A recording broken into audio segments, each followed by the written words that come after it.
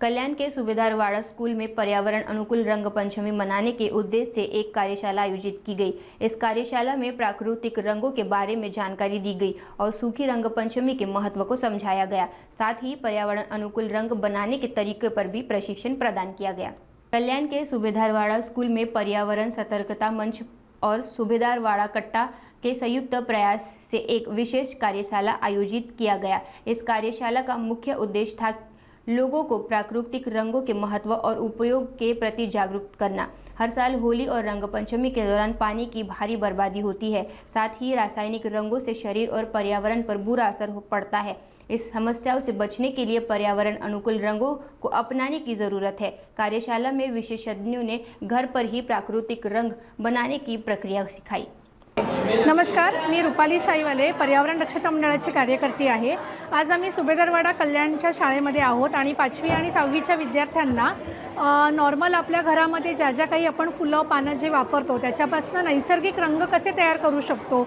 होळी आता येते आहे, धुलीवंदन आहे, तर तेव्हा रासायनिक रंग न वापरता आपण घरच्या घरी रंग कसे बनवू शकतो आणि त्याचाच वापर का करायचा या सगळ्याची माहिती आज आपण विद्यार्थ्यांना दिली। रासायनिक रंगांचे आपल्यावरती होणारे दुष्परिणाम आणि नैसर्गिक रंगांपासून होणारे फायदे हे सुद्धा आम्ही मुलांना सांगितले आणि येणाऱ्या होळीला जास्तीत जास्त लोकांनी प्रतिकात्मक होळी साजरी करावी, म्हणजे जंगलतोड कमी होईल, कमी लाकूड जाळलं जाईल आणि तापमान वाढ पण होणार नाही, असा सुद्धा संदेश आम्ही दिला। तसेच जे काही रंग खेळायचे आहे ते कोरडे रंग खेळावे, जेणेकरून पाण्याची सुद्धा नासाडी होणार नाही, असा सगळा संदेश आज आम्ही आजच्या सेशनमधनं विद्यार्थ्यांना दिला आहे। ह्या निमित्ताने मी सगळ्यांना आवाहन करू इच्छिते की सगळ्यांनी ह्या वर्षीची होळी कोरडी होळी खेळा, कारण की आपल्याकडे पाणी टंचाई आपल्याला जाणवू लागली आहे।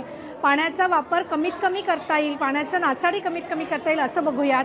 तसेच जी काही होळी आहे त्याच्यामध्ये जळाऊ लाकूड आपण जाळतो, भरपूर वृक्षतोड होते, तर त्याच्यामध्ये प्रतिकात्मक होळी आपण साजरी करूयात। आपल्या आजूबाजूला जो काही पालापाचोळा पडलेला असेल, जे काही काटक्या पडलेल्या असतात, त्याच प्रतिकात्मक पद्धतीने जाळून आपण होळीचा सण साजरा करूयात आणि पर्यावरणाचं संवर्धन करूयात। नमस्कार, सूबेदारवाड़ा कट्टातर्फे दरवर्षी नैसर्गिक रंग निर्मितीची कार्यशाळा आम्ही आयोजित करत असतो।